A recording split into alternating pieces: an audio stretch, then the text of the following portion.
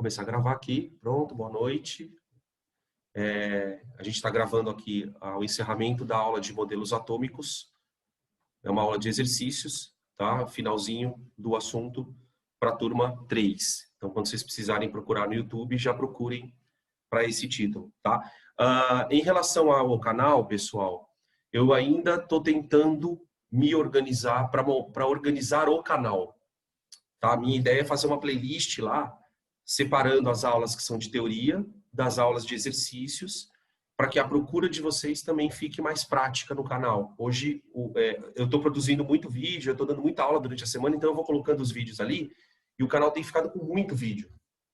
E isso acaba atrapalhando um pouco a procura de vocês, tá? Então, já dando um feedback em relação a isso, eu sei que isso acontece e vou resolver isso o mais rápido possível, tá?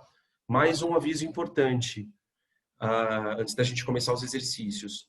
Esse final de semana, não sei se vocês chegaram a ver no meu Instagram, no Instagram do curso, na verdade, não no meu Instagram. A gente vai fazer uma live, eu, o Roger e a Elsie, professora Elsie, tá? Vocês conhecem, né? A maioria de vocês conhece a Elsie. E o Roger também, de Geografia, sobre regime militar. A gente vai falar um pouquinho, o Roger vai falar um pouco sobre a parte econômica, como foi a economia durante o período militar, a Elsie vai fazer mais um recorte histórico, tá? E então é uma live aberta, vai ser no canal, então se vocês quiserem convidar os amigos de vocês para poder e também divulgar meu canal, né? Que agora eu virei um youtuber. Agora eu preciso de seguidores, por favor, tá? Providenciem isso para mim, seguidores. Mas sério, porque também tem uma coisa legal, não sei se vocês viram lá no Instagram, eu vou fazer o sorteio de um livro, tá? Tem que entrar lá no post, curtir, marcar 5 pessoas, e aí eu vou fazer um sorteio de um livro que vocês vão receber em casa, tá? Avisem os meninos, porque eu vou fazer isso de vez em quando, a gente vai procurar pessoas de outras áreas, trazer para a gente fazer lives de outros assuntos, tá? Eu já fiz isso com a Mauri, já fiz isso com a Glauci, e vamos repetir esses expedientes, porque embora seja um curso de exatas, eu acho que vale a pena a gente tentar também sempre diversificar com outras coisas, tá bom? Então esses são os avisos gerais. Lembrando dos plantões, também não esqueçam, plantões de segundas e sextas, tá? O pessoal tem agendado bastante os plantões e tem funcionado bem legal, tá? Engraçado, porque assim, engraçado não, deixa eu fazer uma reflexão com vocês, porque isso afeta diretamente a vocês. A procura dos plantões, ela tem sido muito grande, né? Assim, no geral, de todas as turmas, e as dúvidas, assim, esmagadoramente são de física. Muito, muito, muito curioso isso. Claro que a física, eu também acho a física mais complexa, ela exige uma forma de pensar um pouco diferente da química, tá? Ela se aproxima mais da matemática, sim. Então, em alguns momentos, a gente tem um pouco de dificuldade por conta da matemática. Mas eu queria primeiro elogiar, porque o que eu tenho percebido, né, para quem está frequentando o plantão, óbvio, e para quem também não está frequentando, é um momento de refletir sobre isso, né? O plantão, a gente tem que tomar cuidado muito com como o plantão funciona na sua vida. Eu costumo dizer assim, o plantão aprecie com moderação. Porque como todo tipo de substância psicoativa, ele pode causar dependência. Pode parecer meio bizarro isso que eu estou falando, mas o plantão ele dá uma sensação de prazer na gente. Por quê? Você chega lá com uma série de problemas e todos os seus problemas são resolvidos. Isso dá uma certa sensação no psicológico da gente de que a gente transpôs uma barreira. Só que a gente precisa tomar cuidado, por quê? Porque isso, se for usado de forma muito frequente, acaba virando uma muleta, né? E o que eu tenho percebido é que as pessoas que têm frequentado o plantão estão selecionando muito rigorosamente as dúvidas. O que significa que o plantão está sendo usado de maneira bem correta. Porque, em geral, eu já trabalhei com plantão em escola, geralmente o plantão ele é usado de uma forma muito abusiva. Então, o aluno ele tenta ler uma vez, você para. Eu vou levar para o professor resolver. Aí pega um outro, tenta ler uma vez. Eu costumo dizer que o plantão ele tem que ser um recurso emergencial. Eu tentei fazer uma vez, tentei fazer outra, meio que aparentemente eu esgotei tudo que eu podia pensar. A gente tem um certo bom senso, né? A gente fala assim, não, peraí, eu já pensei tudo, tudo. Eu já tentei até brincar com os números para ver se eu chego na resposta, né? E não consegui. Aí tá na hora de procurar o plantão, né? Então é um processo, gente, é um processo. E a gente tem que passar o processo. Não dá, mas professor, não dá para pular logo isso. Percebe que a questão tá difícil e vai no plantão? Não, porque você não brigou com a questão. A questão ela tem que ser meio que meio que uma briguinha mesmo. Olha, eu contra você, você contra mim. Eu vou parar de lutar a hora que eu perceber que eu esgotei todas as minhas armas contra você. Porque é esse pulo do gato. Por que eu estou falando isso? Porque o que você espera quando você vai no plantão? Que você nunca mais erre aquela questão. Se o plantão não funcionar para você dessa forma, se o plantão não tiver esse intuito, ele não é a melhor ferramenta que você tem. O plantão ele tem que te causar uma mudança de pensamento que você fala, putz, isso aqui eu não erro mais. Só que esse processo, ele precisa que você chegue no plantão já de saco cheio da questão. Se você não tiver de saco cheio da questão, não vai. Então, quando vocês olharem para essas situações, façam esse mapeamento, tá? Por enquanto, eu tenho percebido que as dúvidas têm sido sempre muito difíceis, né? Você percebe nitidamente que a pessoa leu, releu, tá? E fica a dica para que todos comecem a refletir, gente, porque eu insisto, a gente acaba não se conversando muito, né? Porque é muita aula, e eu valorizo muito esses momentos de conversa com vocês, porque nesses momentos a gente vai passando algumas percepções. Vocês têm muita autonomia agora para estudar nesse novo modelo, então é importante que vocês se tornem pessoas menos receptores do negócio. Então, processar a coisa. Então, essa coisa de tentar fazer muitas vezes o mesmo exercício pode, a princípio, parecer contraproducente, porque você fala assim, mas eu perdi meia hora fazendo o exercício, às vezes eu perdi até mais tempo, né? Eu podia estar fazendo 1000 coisas. Não.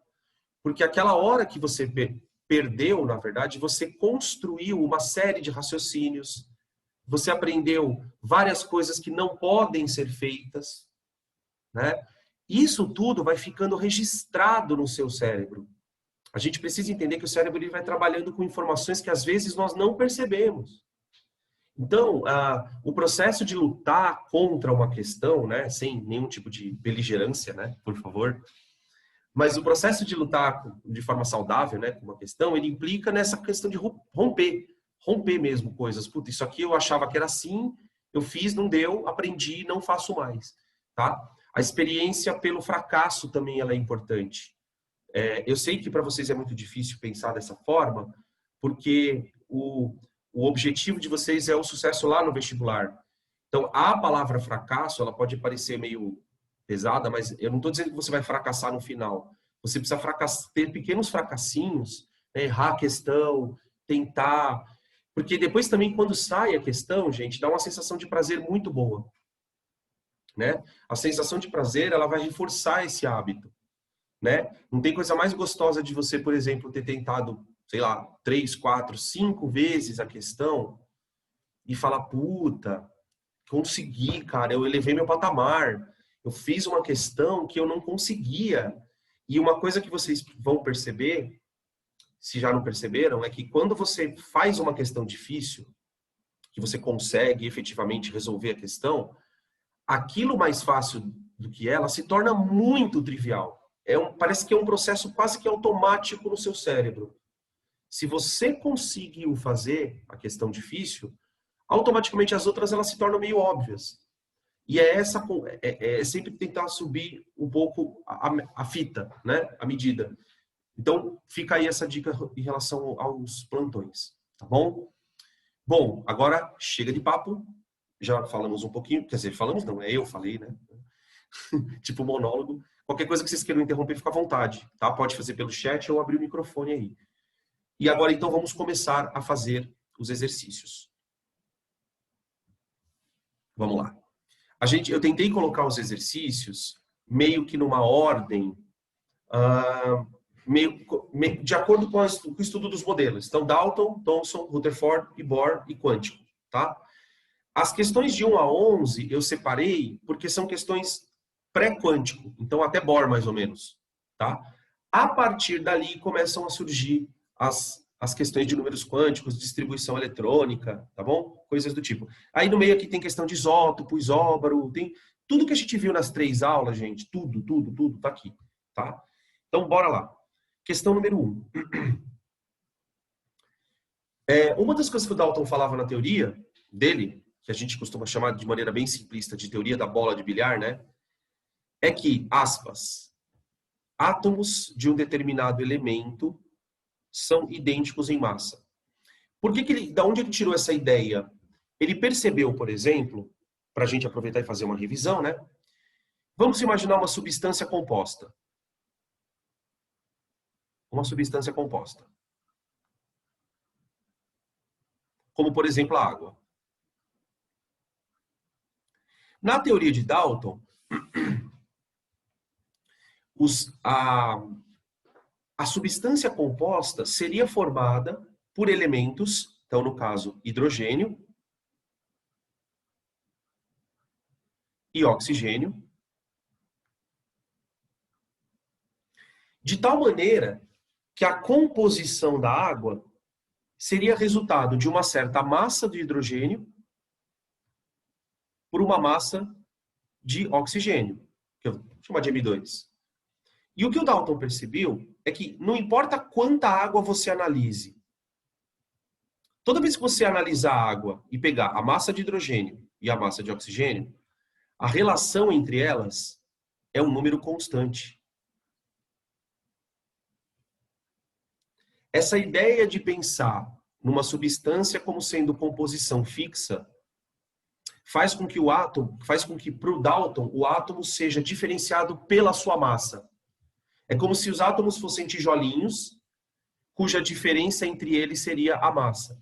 É verdade que essa diferença não se restringe só à massa, né? Mas o modelo de Dalton ele não consegue ir muito além disso.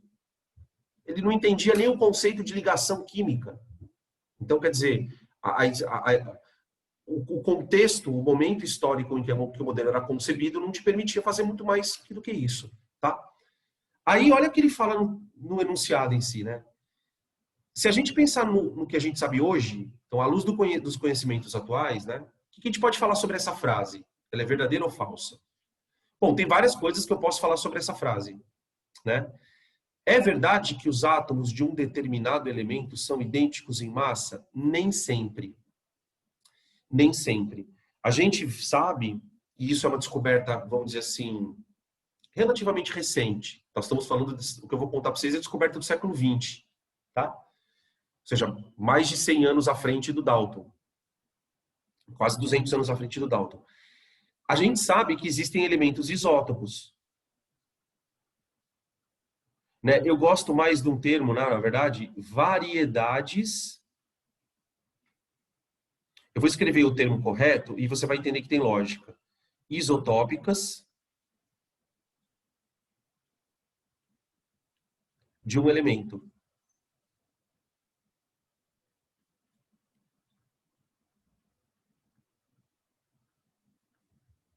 De um elemento. Como assim, Danilo? Um elemento é um conjunto de átomos que tem basicamente o mesmo comportamento químico. Então, por exemplo, eu chamo um elemento de carbono quando ele tem algumas características. Eu chamo um átomo de hidrogênio quando ele tem outras. Para o Dalton, o que diferenciava um elemento do outro era a massa. Só que a gente descobriu, isso já pós-radiação, né, radioatividade, que o mesmo elemento pode aparecer na natureza de formas diferentes. Então, o caso mais famoso é o caso do hidrogênio. Eu tenho 3 variedades de hidrogênio na natureza. O hidrogênio 1, o 2 e o 3. Evidentemente, esses hidrogênios aqui têm massas diferentes. Por quê? Porque o hidrogênio 1 é composto por um próton e um elétron. O hidrogênio 2 é composto por um próton, um nêutron e um elétron. Então é claro que ele é um hidrogênio mais pesado. E o hidrogênio 3 é um próton, esse é raríssimo, 2 nêutrons e 1 elétron. Tá? Beleza? Então, na época, não tinha como ele deduzir que isso acontecia. Então, ele pensava de uma forma até certamente lógica. Olha, se os átomos são de hidrogênio, eles têm que ter a mesma massa. O hidrogênio tem sempre a mesma massa. O átomo de hidrogênio tem sempre a mesma massa. Tá? Beleza? Então, a gente pode dizer que quando ele fala isso, a hipótese é falsa, né? Pois, com a descoberta dos isótopos, que é uma das coincidências, né, que a gente estuda, verificou-se que átomos do mesmo elemento químico podem ter massas diferentes. Pronto. Tá aqui a resposta. Tá? D de dado. D não, D, C. Perdão.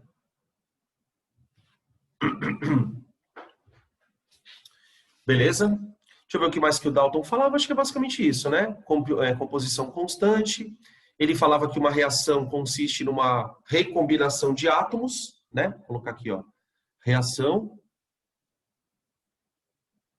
igual a recombinação de átomos.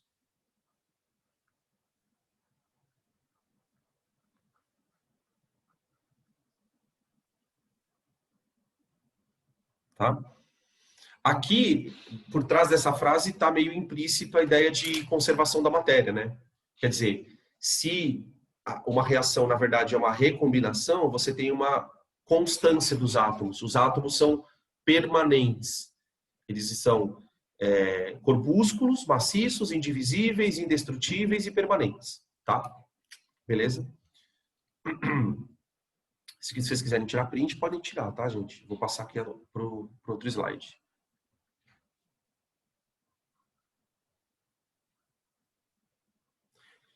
Às vezes, se vocês precisarem que eu volte algum slide também, tá? Não se acanhem de pedir, não. Já o modelo de Thomson, gente, vamos lembrar um pouquinho sobre ele, né? O que marca o modelo de Thomson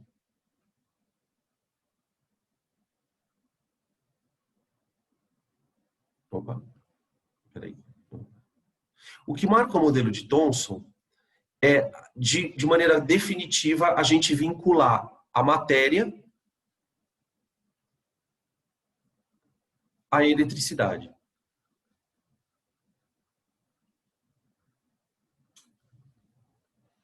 Né? Até a época de Thomson, embora a ciência já tivesse desenvolvido um monte de coisas com eletricidade, os modelos para explicar a eletricidade na física eram um tanto quanto controversos, assim, não se sabia direito por que acontecia processo de eletrização, porque quando se atritava uma coisa na outra, as coisas criavam carga, né? Uma série de efeitos, até mesmo a natureza dos raios, dos relâmpagos, não era muito bem explicada, porque faltava uma coisa no modelo. Nenhum modelo da física admitia uma coisa, que é o conceito de carga elétrica. Né?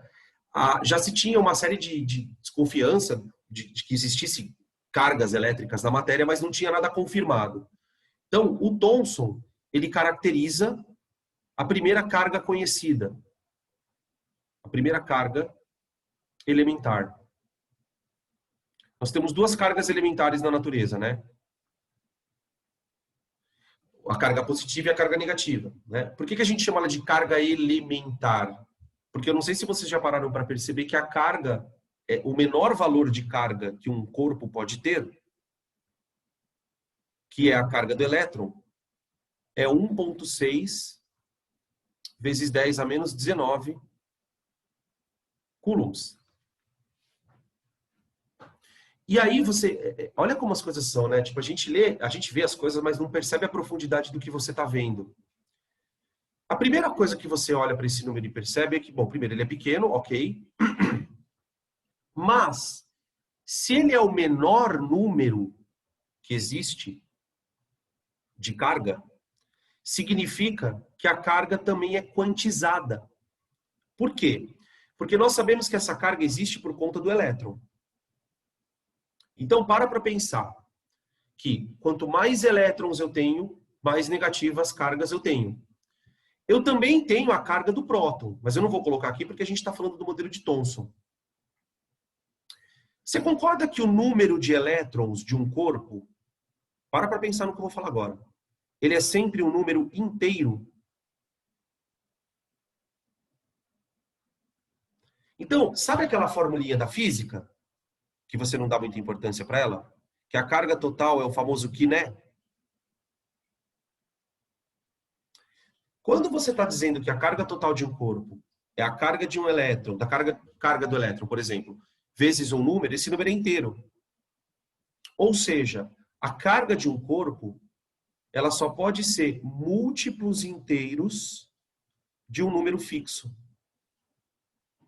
Se a primeira coisa quantizada que a gente descobre antes da mecânica quântica, a carga, você vai perceber que quando você começa a entrar no universo microscópico, a mecânica quântica começa a surgir. Quer dizer, então, Danilo, que um corpo ele pode ter carga 1.6 10 a 19 vezes 1, ou 1.6 10 a 19 vezes 2, 1.6 10 a 19 vezes 3, e assim sucessivamente. A carga é quantizada. Tá bom? Beleza. Na verdade, gente, só um parênteses, para que vocês não entendam coisas que não é o que eu quero dizer. Isso aqui não foi ele que descobriu, tá? Isso aqui foi uma reflexão minha. O que ele fez foi caracterizar a carga elementar. O que ele descobre? Ele descobre que existe uma partícula que possui massa e carga. Ou seja, é a primeira evidência de que carga é um atributo da matéria. Ser matéria implica em ter carga. Tudo que é matéria tem massa, tem volume e tem carga elétrica, né? E isso fazia todo sentido, né, para a época, porque aí você explicava, por exemplo, por que um corpo era neutro, e aí as coisas começam a se meio que enrolar. Porque, por exemplo, se eu descubro a carga negativa, significa que tem uma positiva, para explicar a neutralidade. O Thomson não sabia dessa carga. Então, a ideia do pudim de passas, que o exercício vai falar, é mais uma forma que ele tentou modelar, né, pensar, para justificar por que um átomo era neutro. Ele pensou, bom, eu sei que o átomo tem a carga negativa, porque eu detectei essa carga. Mas como é que eu vou explicar que uma coisa neutra tem a carga negativa? Ah, eu vou explicar porque ela está sendo neutralizada por uma coisa positiva, tá? Beleza? Bom, vamos lá. No ano de 1897, ó, final do 19 e começo do 20, hein? Ô, gente, olha que louco, né? O cara estava descobrindo o elétron e 8 anos depois, o Einstein divulga a teoria da relatividade. Olha como as coisas acontecem ao mesmo tempo, né? A gente acha que a vida é meio uma minissérie, onde é tudo muito concatenado. E até em minissérie não é, né? Às vezes a gente volta no passado muito antes. Aqui, você está descobrindo uma coisa super elementar. 8 anos depois vem o cara falando que o tempo dilata, né? Tipo, meio que você sentiu o naipe da coisa. Enfim, ele descobriu, por meio de experiências com raios catódicos, a primeira evidência experimental da estrutura de um átomo interna, né?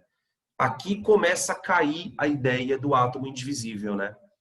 Se eu consigo detectar uma estrutura menor do que o átomo, eu sei que o átomo não é o limite da matéria, né? Tá? Então talvez aqui seja um momento histórico onde a palavra átomo perdeu o sentido, né? Eu descobri uma coisa menor que o átomo, então pronto, perdeu o sentido de indivisibilidade. O modelo de Thomson ficou conhecido como pudim de passas, meu Deus, né? Por esse modelo pode-se afirmar que o núcleo do átomo ocupa um volume mínimo no centro. A ideia de núcleo não era nem cogitada no modelo de Thomson, né? Ele acha que a carga positiva ela é homogênea no átomo. O átomo ainda é uma estrutura maciça, né? A ideia de que ele é descontínuo, que tem vazios, ela só vai surgir no modelo de Rutherford, tá? B, as cargas negativas estão distribuídas homogeneamente por todo o átomo. Essa é uma boa, hein? Né? Você podia acrescentar aqui assim, neutralizadas por uma massa positiva. Né? Podia. Vamos ver se não tem outra melhor, mas acho que é essa daqui mesmo. C, os elétrons estão distribuídos em órbitas fixas ao redor do núcleo. O conceito de órbita, ele surge em 1913, 15, com o modelo de Bohr. Tá? A ideia para explicar a quantização de órbitas, tá? Os átomos são esferas duras, do tipo bola de bilhar, aqui já é Dalton. E os elétrons estão espalhados aleatoriamente no espaço ao redor do núcleo. Essa alternativa E, junto com a A, podia ser o resumo do modelo de Rutherford, né? Então, basicamente, esse aqui é o modelo de Rutherford, do núcleo, tá? Então, é a B mesmo a resposta, gente. Tá? Alternativa B de bola. B de beijo. 3.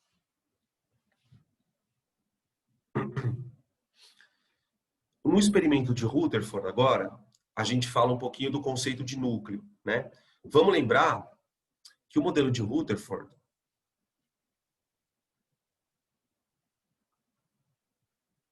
ele traz várias coisas importantes, né? Primeiro, a separação definitiva, né, das cargas no átomo.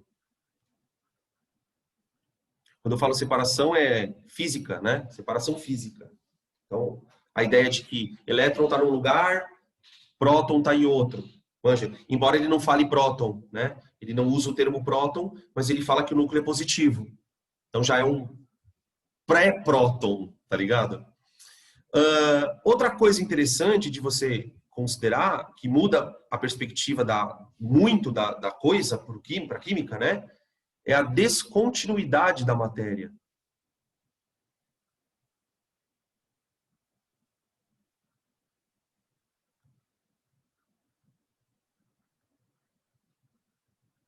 Quer dizer, pela primeira vez, você começa a admitir que aquilo que você está olhando para uma tela agora. Essa tela está cheia de espaço vazio, em última análise. E digo mais, tá? Você conseguiria, se você eliminasse todos os espaços vazios do seu computador, físicos, né? Você conseguiria reduzir a massa dele numa cabeça de alfinete. Tá? A matéria é muito vazia. Mesmo no estado sólido, né, que a gente tem uma ideia de que o estado sólido é muito compacto, e de fato é, quando você compara com o líquido e com o gás, né? Mas se você entrar na intimidade do átomo, tá muito vazio ali, muito vazio, tá? Beleza? Aí você tem outras coisas relevantes, né? A massa do átomo, ela está distribuída de maneira totalmente irregular. Ela está praticamente concentrada no núcleo. De tal maneira que os elétrons, a partir desse momento, é aqui que a gente começa a perceber o quão desprezível é a massa do elétron quando você compara com o núcleo. Tá? Beleza? Então, essas são as ideias centrais. O experimento dele dependeu muito de radiação, né? De radioatividade. Então, como é que ele prova tudo isso? Vamos ler aqui a questão para a gente lembrar. Considere o experimento da lâmina de ouro. Né? Para quem não lembra, o experimento ele bombardeia uma lâmina de ouro com radiação alfa. Radiação alfa são partículas positivas que saem de dentro de um núcleo. Né? E aí ele percebeu que essas partículas atravessavam a folha, né? A lâmina, com uma facilidade horrenda. E ele percebeu alguns padrões também, né? Vamos ler aqui, ó. Descreva os resultados que deveriam ser observados nessa experiência se houvesse uma distribuição homogênea de cargas positivas e negativas no átomo, como sugeria o modelo de Thomson.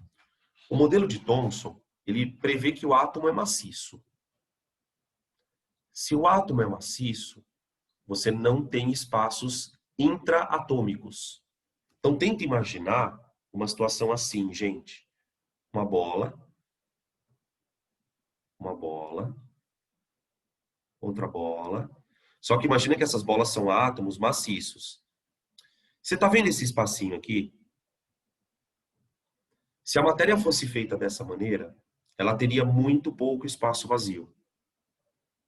Certo? O átomo de Rutherford, ele vai no lugar oposto. Ele fala assim, na verdade, isso que você está vendo aqui não é isso. O que tem de maciço é só isso aqui, ó. Né? Então, olha que interessante. Eu vou até fazer o seguinte, para ficar mais claro a minha comparação. Ó. Isso aqui é o átomo de Thomson.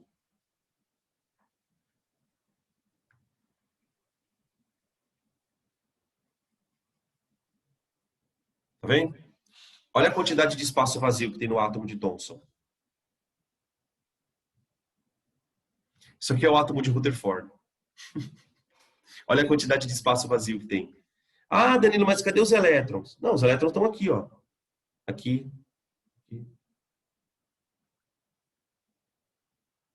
Ele chama de nuvem difusa de elétrons. Meu desenho está fora de escala, viu, gente? Esse elétron a gente não conseguiria nem enxergar ele. Tá? Então, quando é que o... Então, isso aqui é Thomson.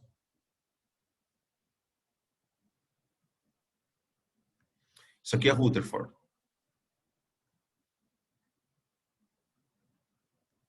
O que fez o Rutherford perceber que o átomo era assim? Quando ele bombardeia a matéria com radiação, ele percebe que quase toda a radiação atravessa. Tem algumas partículas que desviam e uma ou outra colide. Então é daí que ele começa a entender que a lógica era justamente oposta. O que mais você tem no átomo é espaço vazio. Tá? Então, para responder o item A, tá? A gente pode, sempre lembrando, né? Eu gosto muito de fazer questão discursiva, vocês já perceberam. Eu acho que isso estimula melhor o aprendizado. E sempre tem pensando que a gente não tem que fazer uma dissertação. Você não tem 30 linhas. Então, você tem que fazer a resposta de maneira objetiva, que fale algumas coisas-chave, né? Para que o examinador olhe para aquilo e fale, não, beleza. Tá? E isso também acaba te treinando na hora de sintetizar pensamentos, né? Então, ó, se a matéria fosse assim, cheia de espaço, com pouco espaço vazio, a radiação que ia ser observada atrás da lâmina seria muito menor, porque a boa parte da radiação ficaria retida no material. Então, eu vou escrever assim. No caso citado, seria observado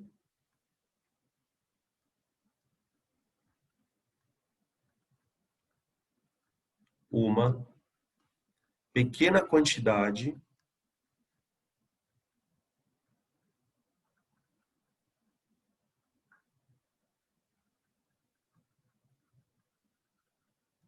de radiação de partículas alfa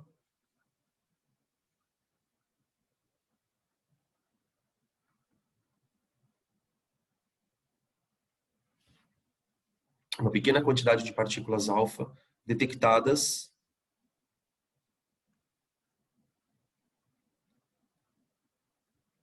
na parte posterior, que é a parte de trás, né, do detector.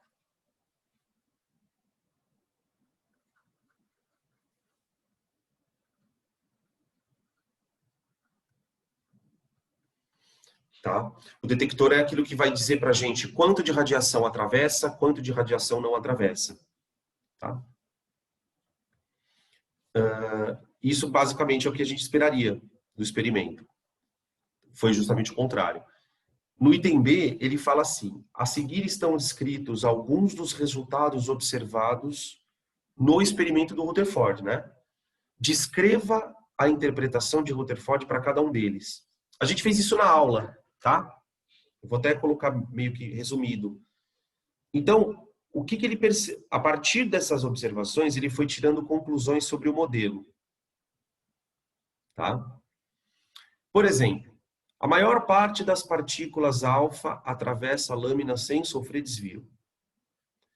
Essa observação faz com que ele levante a seguinte hipótese: olha, o átomo tem muito espaço vazio. Tá? Então, aqui a gente pode escrever aqui no cantinho, ó, só para lembrar, espaços vazios.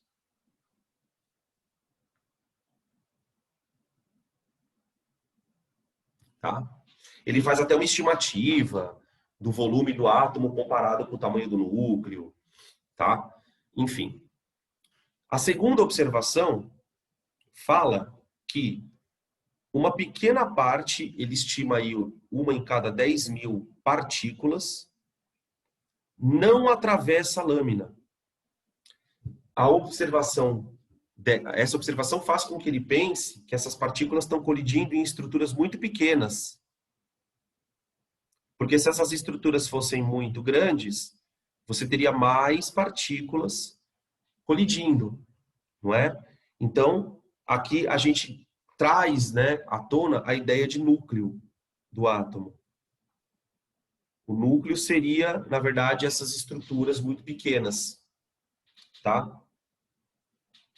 Da onde ele tira a ideia de que o núcleo é negativo?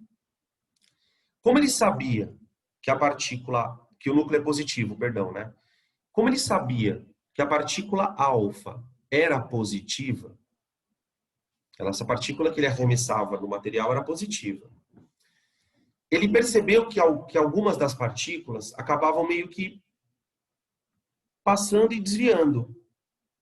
Uma interpretação que ele deu para esse desvio seria uma interação elétrica entre a partícula e o núcleo. Ah, então quer dizer que o núcleo tem carga? Sim. Qual é a carga que o núcleo tem? Só pode ser a positiva, que é a que está faltando. É o que estava faltando. Ah, mas como é que você tem certeza que é positiva? Porque era o que estava faltando. Eu já tinha descoberto o elétron. Eu já tinha percebido que o elétron era uma partícula independente. Então, nada mais natural de que houvesse uma partícula positiva, né? Outra coisa que é muito reflexivo, e para você entender um pouco de física, é que é muito estranho que na física muitas coisas aconteçam aos pares. É muito estranho. Né? A carga tem a positiva e a negativa, né? Isso faz com que haja dois tipos de força, a repulsiva e a atrativa. Nos ímãs você tem os polos, né? Até na mecânica quântica, esse conceito de par também ele é trazido à discussão, né? O tal do entrelaçamento quântico, tal, que se fala tanto. Então, essa ideia de par, ela habita os modelos da física, né? A gente pode, vamos dizer assim, tirar um pouco dessa questão de interações, né? A massa, né? Porque a massa, diferentemente das outras propriedades, ela não tem dois tipos. Massa é massa, né? E isso traz uma reflexão também muito legal, que é, por conta disso, o campo gravitacional só atrai, né? Se houvesse dois tipos de massa, certamente haveria atração gravitacional e repulsão, tá? Por que na eletricidade é difícil? Porque na eletricidade tem atração e repulsão. Então, quer dizer, essa ideia de par, ela fica muito clara aqui, né? Então, quer dizer, onde provavelmente o núcleo é positivo. Então, dessa terceira observação, a gente tira a ideia de carga positiva no núcleo. Carga nuclear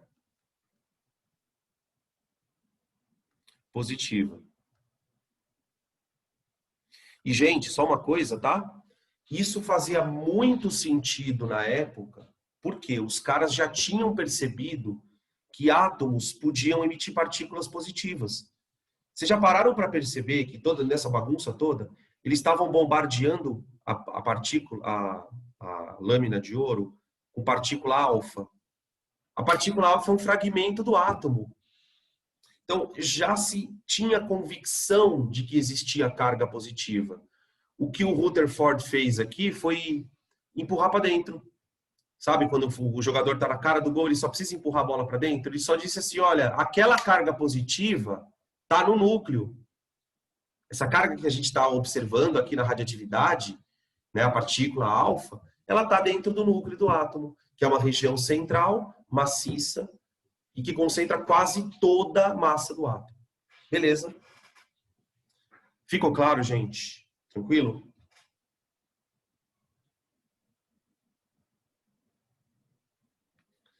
Bom, o problema do Rutherford é um problema de mecânica. Mecânica. Né? Porque o que acontece? A ideia do Bohr era basicamente propor, a do Rutherford era propor, perdão. A ideia do Rutherford era propor um núcleo positivo em torno do qual um elétron orbitaria. Tá? O modelo, ele tem até vamos dizer assim, uma base física. Por quê? Para você explicar isso aqui, você pode admitir que a partícula está em movimento circular e uniforme. Tá? Nesse caso, você teria uma atração elétrica entre núcleo e elétron. Tá? Essa força elétrica, ela deveria atuar como uma força centrípeta. Tá? Não sei se vocês lembram como é que se calcula a força elétrica. A força elétrica se calcula por K, Q do núcleo, vezes Q do elétron, dividido por D ao quadrado. Isso tem que ser igual à força centrípeta. Aqui lembrando que D é a distância entre eles, que é basicamente o raio da órbita. Tá? A força centrípeta é dada pela massa do elétron, vezes a velocidade dele ao quadrado, dividido pela distância do elétron até o núcleo. Tá? Isso aqui é problema de física, até problema meio natural. A gente vai trabalhar muito isso na parte de força centrípeta. Espera aí que estão falando que travou aqui.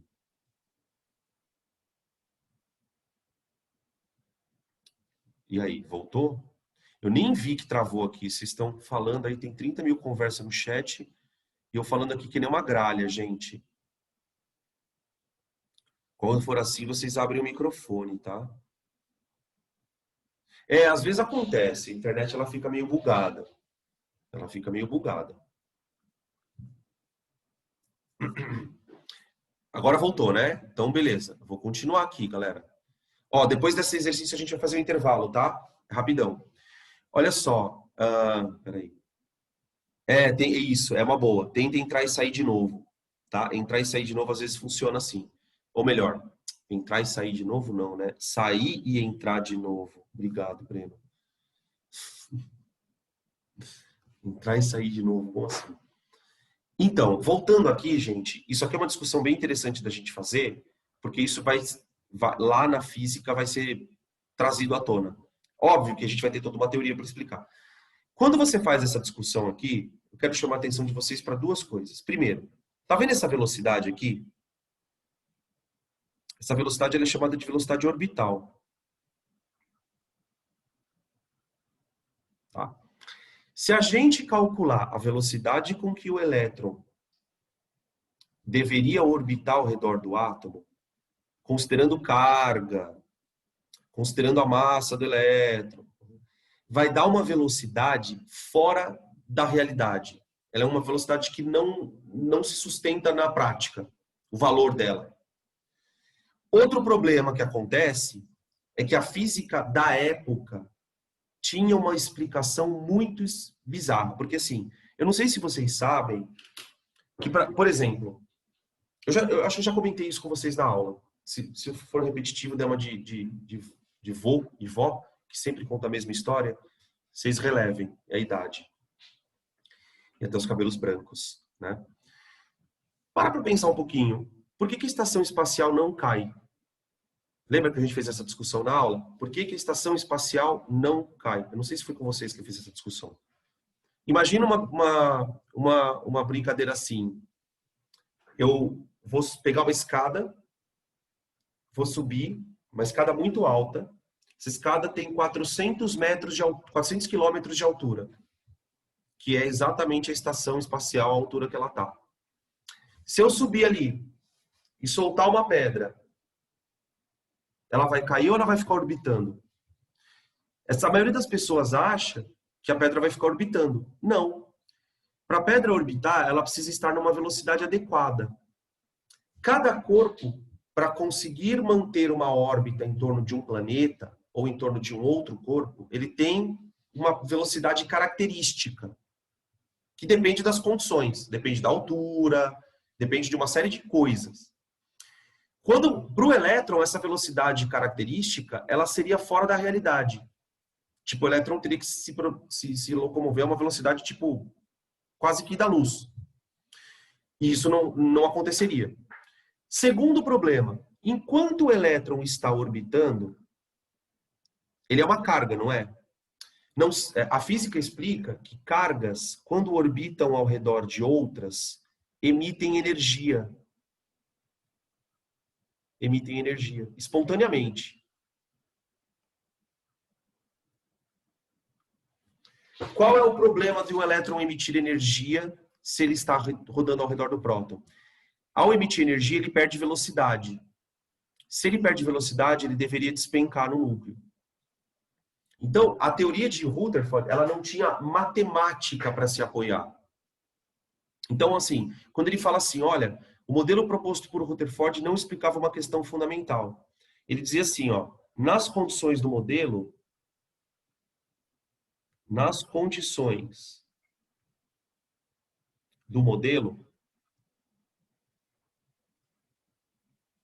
que condição é essa? Do elétron estar girando em torno do núcleo, numa órbita como se fosse um planeta, né?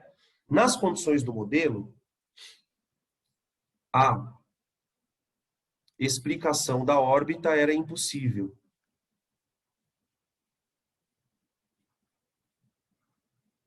Órbita constante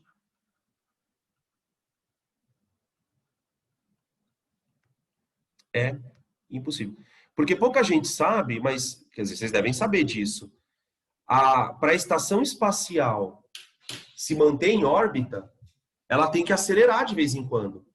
Ela tem uma velocidade específica para ficar. Por quê? Se ela ficar numa velocidade menor, ela despenca. Se ela acelerar demais, ela vai embora. Ela escapa da influência do campo gravitacional. Então, existe uma velocidade limite. Então, a estação espacial ela tem um controle, um sensor que vai percebendo que quando ela vai... Porque assim, embora ela esteja a 400 quilômetros de altitude, pessoal, ali tem atrito ainda. A atmosfera não zerou ali. Então, ela vai perdendo velocidade. Ela vai tendendo a cair. Se ela entrar na atmosfera, ela frita. Já era. Então, o sistema de sensores, ele vai regulando a velocidade. Por isso que você deve ter visto o professor de física falar, né? Que o astronauta, quando ele está na estação espacial, ele está em queda livre. E, de fato, ele está em queda livre. Ele só não cai porque ele está no limite da órbita, tá? E essa explicação para a física, isso aqui é física newtoniana, né, gente? Isso aqui é física newtoniana, é uma física bem consolidada. Então, se o modelo existe, ele precisa ser... A física mais básica precisa explicar. Quer dizer, se a física mais básica não consegue explicar o modelo, é que está faltando alguma coisa. Está faltando alguma coisa. Tudo bem? Beleza? Perguntas? Não? Beleza. Então é o seguinte, agora são 7h30, eu vou fazer 7h27 no meu, eu vou fazer um intervalo de 13 minutos, eu volto então às 7h40, tá? Deixa eu ver que estão chamando aqui, peraí, pode ser dúvida. Peraí, calma. Volto, perdão, desculpa. Danilo. Oi. Você falou lá desse negócio do astronauta estar em queda livre e tal, mas isso é em relação à nave que ele tá, né? Tipo, a nave que ele tá em relação à Terra. Porque eu achava que eles ficavam girando lá também para não cair, tá ligado? Tipo, Não, sabe? eles estão girando, tá todo mundo girando. Próprio eixo. Tá todo mundo girando, né? Você tem a Terra, Ah, não. Você está falando girando em torno do próprio eixo? Não, Isso. não. Você tem aqui, o Não? astronauta está aqui dentro, ó. Na verdade, a estação espacial está fazendo isso e o astronauta também está fazendo isso junto. Né? Porque, assim, essa questão da queda livre, ela suscita uma reflexão, né? Que de onde vem a sensação de peso? Né?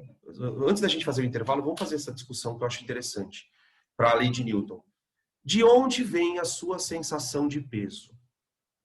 A sua sensação de peso vem do chão, porque você está sendo puxado para a Terra, não tá? Só que entre você e o centro da Terra existe uma coisa chamada chão. Então, quando você é puxado e tem o chão, você é comprimido na direção do chão. Essa força de compressão é que te dá a sensação de peso. Quando você está em órbita, você não tem nenhum apoio. Você está girando dentro de uma nave, então você não tem apoio. O nosso sistema nervoso, ele reconhece a falta de apoio como uma espécie de desequilíbrio. Então, por exemplo, quem já andou de montanha-russa sabe do que eu estou falando. Quando você tem aquela descida mais punk, né? Não, cuidado. Uma coisa é a pressão da atmosfera, outra coisa é a pressão que você exerce sobre o chão. Essa pressão que você exerce sobre o chão, ela é chamada de normal. Na verdade, a normal é a força que o chão devolve para você. Agora, para pensar um pouquinho, ó. Você vai entender o que é uma sensação de peso. Você tem o solo e você tem você aqui dentro, aqui em cima do solo. Não é? A força-peso, ela está sendo aplicada sobre você, pela Terra. Na medida em que você comprime o chão te empurra para cima. Essa força aqui você sente no seu pé, ó. É isso que te dá equilíbrio. Para pensar que todo equilíbrio que você tem está no pé, está na sola do pé. Então você sente a normal. E a normal, quando você está parado, ela é igual ao peso. Agora, o que aconteceria com a sensação do seu pé se você tirar o chão? Né? Daí existe a expressão, fiquei sem chão. Quando você ficar sem chão, você ficou sem referência, você está desequilibrado. Primeira coisa que vai acontecer é te dar frio na barriga. Imagina você ficar 6 meses dentro de uma nave com frio na barriga. Você dorme, acorda, faz cocô, come com frio na barriga, come, toma água. Imagina você enfiar uma escova de dente na goela em queda livre. Você imagina que delícia que deve ser isso. Né? Então, a sensação de peso, o que nos dá é o contato. Se você tirar o contato, acabou. Acabou. A pessoa tem, então, por exemplo, as pessoas que pulam de paraquedas, elas relatam essa sensação. E olha que o paraquedas ainda não é o pior. Por quê? Porque tem o atrito. O atrito ainda te dá uma certa sensação de peso. Porque você está atritando com o ar.